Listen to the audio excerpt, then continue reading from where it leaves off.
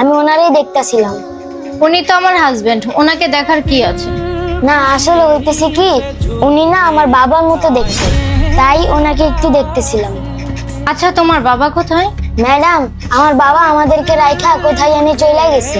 Madam ওইসব কথা বাদ দেন, আমার মাকে, আমার বোনকে আর আমাকে ফালায় অনেক দূরে চলে গেছে। ম্যাডাম আপনি আমার বিলটা দেন, আমি চলে যেতেছি। বিলটা দিচ্ছি। এই কই তুমি? আসতেছি। হ্যাঁ, তোমার বিল কত হয়েছে?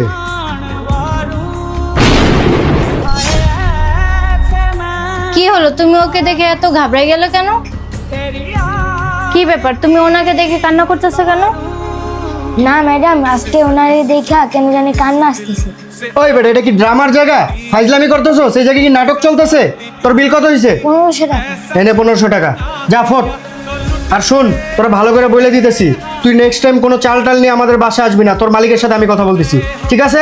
যা এখান থেকে। তুই এখনো দাঁড়া দাঁড়া এখানে কি করতেছস? যা এখান থেকে। বাবা তুমি আমাদের প্রতি আর অন্যায় করো না, তুমি প্লিজ বাসায় চলে আসো। এগুলি আমি কি শুনতেছি? তার মানে এই তোমার ছেলে, তুমি আরেকটা বিয়ে করছো? তাও আমি কিছু জানি না। না মানে আমি আমার যা বোঝার বোঝা হয়ে গেছে। তোমার আগের ঘরে পোলাপান আছে, বাচ্চা আছে, তোমার আরেকটা সংসার আছে, তবে আমাকে কেন বিয়ে করলো? আমার জীবনটা কেন ধ্বংস করলো তুমি? আমি আর এই সংসার করতে পারবো না। থাকো তুমি তোমার সংসার নিয়ে, আমি আর এই সংসারে থাকবো না। রিয়া, আমার কথাটা তো শোনো।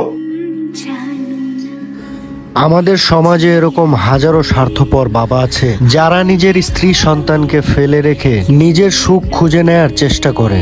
ভিডিওটি ভালো লাগলে শেয়ার করে দিবেন।